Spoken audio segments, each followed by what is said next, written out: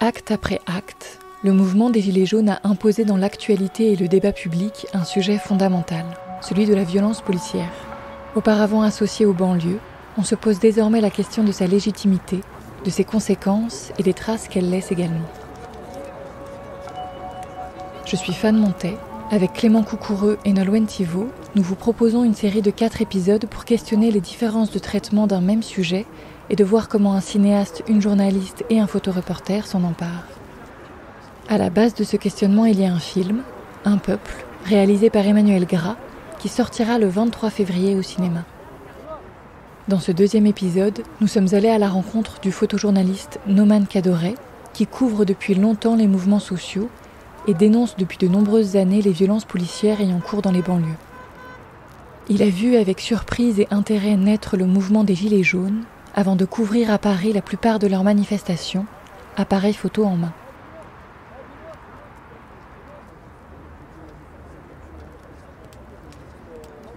Je me surnomme Nauman dans la photographie. J'ai 33 ans, j'ai grandi dans la banlieue sud de Paris, dans le 94. Et j'ai commencé la photo quand j'avais 17-18 ans. Maintenant, aujourd'hui, je suis vraiment photojournaliste, photoreporter. Je travaille pour la presse nationale, en partie. Et je travaille sur un média qui s'appelle Fumigène. Voilà, enfin, j'ai tout un parcours, on va dire, de la photographie associative, photographie engagée. Donc moi, je ne me définis pas comme militant. Je me définis vraiment comme un photographe engagé. Donc je défends un engagement, mais je ne suis pas partisan, par exemple, où tu vois, je manifeste pas, je milite pas dans ce sens-là. Mais on peut dire qu'à travers mes photos, il y a clairement du militantisme. Sur ce film, en tout cas, de moi, ce que j'en ai vu, je dois dire que je suis assez jaloux du luxe qu'il a eu. Et après, quand je dis luxe, c'est aussi des moyens qu'on se donne, mais de pouvoir suivre comme ça un groupe spécifique sur toute une période. En fait, c'est vraiment quelque chose qu'on aime faire en tant que reporter, que la presse nous empêche de faire, de par les exigences de la presse. Tu vois, quand t'es journaliste, on te dit, bah tiens, samedi prochain, il y a une manif de Gilets jaunes, ils vont sur les Champs-Élysées, il faut que tu y ailles, il faut que tu fasses des photos, et le soir même, tu livres, ou même des fois dans l'heure, il faut que tu aies livré tes photos, et donc t'as pas le temps, en fait. C'est vrai, c'est pour ça que je parle de luxe, vraiment, et c'est tant mieux qu'il l'ait fait. Mais je trouve ça hyper important et hyper fort de pouvoir suivre sur du long terme, moyen ou long terme, tout un groupe, et de pouvoir humaniser, en fait. Pour moi, c'est ça qui est important dans le cinéma documentaire ou dans la photo, c'est vraiment de pouvoir humaniser les gens qui luttent. Et là, je trouve qu'il l'a très bien fait. J'ai très, très surpris de en fait, l'ampleur que ça a pris très rapidement, et c'est là que je me suis rendu compte, tu vois, je crois sur le troisième acte, il me semble, alors j'ai plus trop les dates en tête, mais je me suis retrouvé sur les Champs-Élysées, je couvrais la manif pour Reporter, le quotidien de l'écologie. On s'est retrouvé sur les champs, et là, il y avait... Enfin, j'avais jamais vécu ça, en fait, de tout mon parcours, ni de journaliste, ni de militant, tu vois, autant de monde comme ça qui arrive sur les champs, qui sont autant déterminés, qui dressent des barricades en plein milieu des Champs-Élysées. Ça... Voilà, c'était assez inédit. Donc pour moi, c'était une évidence de couvrir ce mouvement. Mais après, là, sur ce mouvement, j'ai eu la chance d'avoir une rédac qui m'a envoyé, en fait, systématiquement en reportage. Donc c'est vrai que je te cache pas qu'au bout d'un moment, ça aide aussi quand tu peux bosser et vivre, en fait, de tes photos.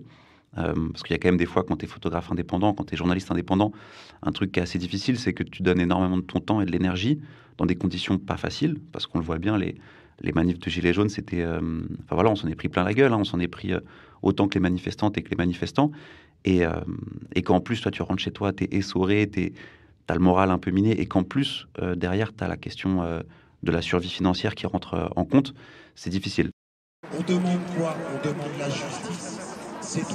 Une égalité de richesse. Nous, on le sait. On sait pourquoi on est là. Et tous les citoyens français, eux, ne le savent pas forcément. Et pourtant, on se bat pas que pour nous, les Gilets jaunes, mais on se bat pour eux aussi. Alors nous, l'idée avec mon collègue, c'était de dresser en fait une série de portraits. Ce qu'on voulait, c'était comprendre qui sont les Gilets jaunes, en fait, qui prend sa bagnole comme ça, soit dans la nuit, soit très tôt le matin pour venir à Paris, et quelles sont leurs vraies problématiques. Ce qui a été intéressant en faisant ça, en fait, en faisant ce travail du coup de portrait un peu, donc c'était des récits et des photos posées, en essayant de comprendre en fait qui ils étaient, on a pu constater je dirais une évolution de la riposte, en tout cas une évolution de la détermination des gens. Et je pense qu'ils ont vraiment pris de plein fouet, en fait, d'autres injustices. En fait, ils ont découvert d'autres injustices, et cette évolution-là, elle a été importante à constater. Et je trouve qu'on la remarque aussi à travers le film, en fait. Enfin, il y a quand même un truc qui se passe, tu vois, entre les ronds-points où se décident des actions et la réalité quand on va... Enfin, l'autre réalité quand on va en manifestation et qu'on se confronte directement au pouvoir. Et après, sur la violence, je dirais la violence d'État, la violence policière, la brutalité, oui, moi, c'est vrai que c'est un peu le cœur de mon travail depuis que j'ai un appareil photo dans les mains. Et d'ailleurs, je te dirais même plus au-delà, c'est que moi, j'ai commencé la photo pour ça, en fait. C'est que moi, j'ai vécu la brutalité policière à 14 ans et que, en fait, à 14 ans, j'ai vraiment compris dans ma chair ce qu'était que la brutalité policière et ce qu'était cette forme d'injustice. Et à 17-18 ans, quand j'ai commencé la photo, je me voyais pas, en fait, déconnecter les deux. Et donc, c'est vraiment quelque chose qui, moi, malheureusement, malgré moi, me nourrit et fait que je fais ce travail-là. Et c'est, je pense, pour ça aussi que je me retrouve que je me retrouve visuellement dans des projets comme ce film. Si la violence est au cœur du travail de Naumann, comment la représente-t-il ? Ici, le photographe nous en parle comme d'une préoccupation esthétique et politique. En fait, jusqu'où t'assumes d'esthétiser la réalité. Enfin, je ne sais pas s'il y a une réponse toute faite, tu vois. Je dirais que je pense que chaque photographe t'apportera une réponse différente. Après, il y a des photos qui vont être, tu vois, qui vont être mal cadrées, enfin, qui répondent à aucune règle et qui vont avoir un impact international. Des fois, une photo iPhone, ça peut avoir un impact infiniment plus grand qu'une belle photo. Mais je crois que, enfin, tu vois, moi, je passe pas mal de temps sur mon editing, par exemple. Donc, c'est pas vraiment de la retouche, parce que j'enlève rien et je rajoute rien, mais tu vois, je vais faire en sorte que la photo, elle puisse être le plus forte possible. Et tu vois, des fois, je vais resserrer légèrement mon cadre, ou je vais modifier un peu les contrastes, mais ce qui est la base de la photographie. Du coup, moi, j'assume, en fait, de faire de la photographie sociale avec un... Alors, c'est pas un axe, mais c'est enfin, j'assume, en fait, l'esthétisation de mes photos, je pense. Samedi après samedi, pendant plusieurs mois, les Gilets jaunes ont été omniprésents dans l'actualité. Mais ont-ils été correctement médiatisés ? Naumann revient sur le traitement médiatique du mouvement, à commencer par ses propres choix de photoreporter. Oui, parce que la violence, en fait, elle existe, elle est là, et je crois qu'il faut pas... Enfin, tu vois, faut pas complexer de la montrer, en fait.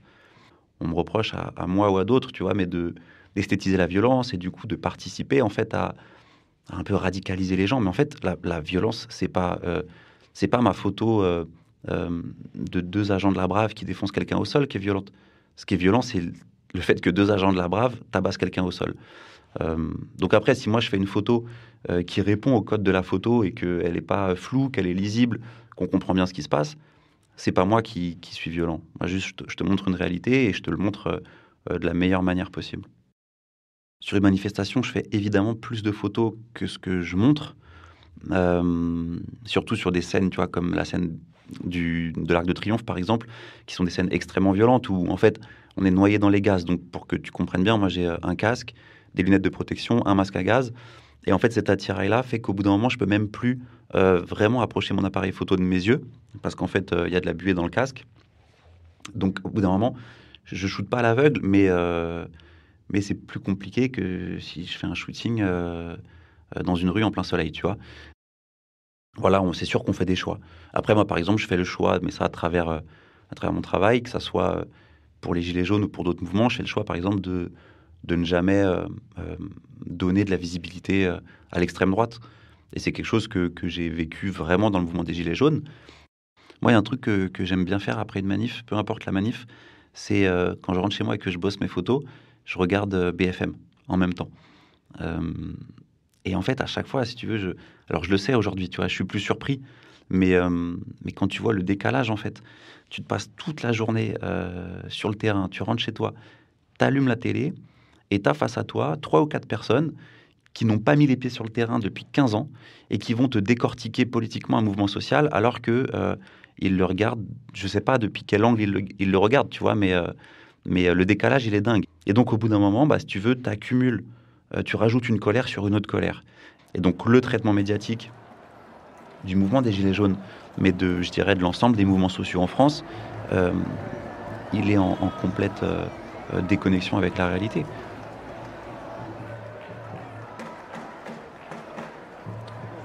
Sur des images de manif, je crois que le son est plus fort que l'image en elle-même.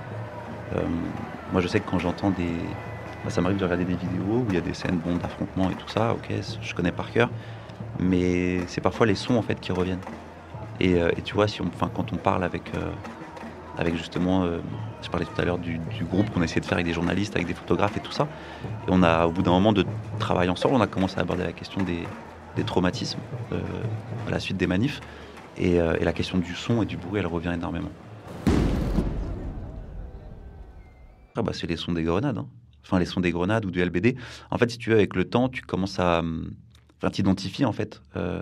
Quand tu entends un son un peu, je vais pas le mimer, mais qui fuse un peu, tu sais que ça tire au LBD. Donc, en fait, le son te permet d'adapter ton comportement physique aussi par rapport à la foule. Et tu vois, c'est vrai que tu peux pas bosser en musique. C'est inimaginable de faire des photos en musique parce que y a des moments où tu entends un bruit qui fuse, tu vas te mettre derrière un obstacle, un arbre, sous une voiture. Ou après, quand tu entends des grenades Gli F4, alors elles sont interdites maintenant, mais quand tu entends des trucs qui font carrément vibrer les immeubles à côté de toi, et qu'après tu entends des gens qui hurlent, tu vois, enfin tout ça, en fait, ça vient et ça te marque finalement beaucoup plus. Je crois, en tout cas, de mon expérience, ça te marque beaucoup plus qu'un coup de matraque. En fonction du bruit, tu sais si ça va... Enfin, tu sais si tu peux te prendre un truc en plein visage, ou tu sais si ça va plutôt d'un coup se mettre à fumer partout parce qu'il y a une capsule de lacrymo qui est tombée pas loin et que tu la vois pas forcément, mais en fait, tu l'entends se disperser et ça te permet de savoir s'il faut courir ou te planquer, en fait.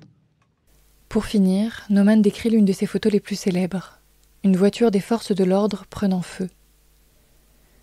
Des conditions dans lesquelles elle a été prise à son esthétisation volontaire, ce dernier raconte pourquoi elle résume parfaitement sa pratique de photographe engagé. C'est un moment qui m'a marqué un peu, tu vois, dans mon parcours, tant mon parcours journalistique, photographique, que dans mon parcours humain. Cette histoire, elle a été le point de départ de beaucoup de choses. Donc, pour te remettre un peu le contexte, du coup, on est 2 jours avant, moi, j'avais reçu une interdiction de manifester de la préfecture de police. Finalement, l'interdiction de manifester est annulée par le tribunal administratif. Donc, je me retrouve d'un coup interdit de manif par le préfet quand même. Donc, tu te dis, bon, c'est un peu ouf ce qui est en train d'arriver. Le lendemain, tu te retrouves au tribunal, alors qu'il n'y a aucune raison que tu sois dans un tribunal. Le surlendemain, tu es en manif. Et de là, manif des policiers place de la République, contre-manifestation, qui part en manifestation sauvage, parce que la contre-manifestation se fait réprimer. Et la voiture de policiers, donc on connaît l'histoire, qui se retrouve coincée dans un embouteillage et attaquée. Je suis sur une rambarde juste au-dessus, je fais des photos. On parlait tout à l'heure d'esthétisation des photos. Cette photo, j'assume qu'elle est un peu esthétique, tu vois. Enfin, elle n'aurait pas le même impact si je l'avais pas du tout travaillée, si elle était plate et que les couleurs n'étaient pas un peu retravaillées.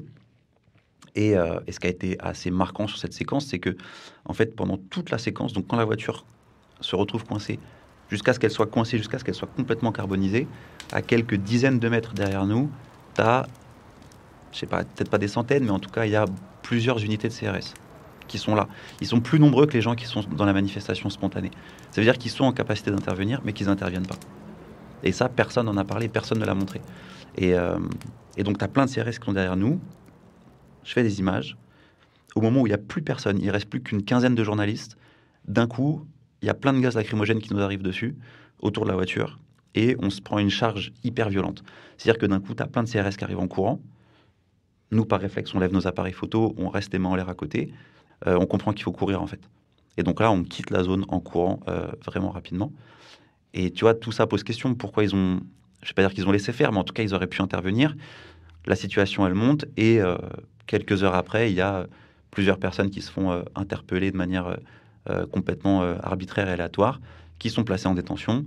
Et voilà, il y a des gens qui ont fait véritablement de la prison sans preuve sur cette histoire de voiture de police.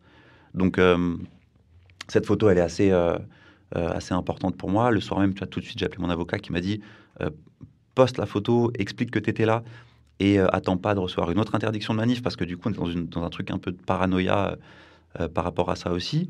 Et donc voilà, des gens qui ont fait de la tôle quand même, tu vois. Donc oui, moi, quand je vois cette photo, en fait, j'entends encore la voiture brûler, les plastiques qui fondent et tout ça. Vous venez d'écouter le 2e épisode d'une série produite par Narasson. Elle accompagne la sortie du film Un peuple, réalisé par Emmanuel Gras, qui sortira le 23 février 2022 par le distributeur de films KMBO. Entretien et réalisation par Clément Coucoureux, Fan Montet et Nolwenn Thibault. Merci à Inès Ndaoui, Jeanne Terral, Vladimir Koch et Grégoire Marchal de KMBO, à Mélanie Simon-Franza de la Grande Distribution et à Catel Guelo de Blast pour leur aide. Sans oublier Noman Cadoret qui a contribué à ce podcast. Dans le prochain épisode de cette série, vous pourrez entendre la voix de la journaliste Salomé Saké qui nous racontera comment elle a couvert médiatiquement le mouvement des Gilets jaunes. Parce qu'avant, on avait cette idée de si tu te fais massacrer par la police, c'est quand même que tu l'as un peu cherché, que t'es un peu coupable de quelque chose quelque part, que t'es dans des... Voilà, il y avait vraiment cette idée-là, parce que les violences policières avaient surtout lieu dans les banlieues, donc loin de ce qu'on pouvait voir, en tout cas loin de ce que moi j'avais pu voir plus jeune.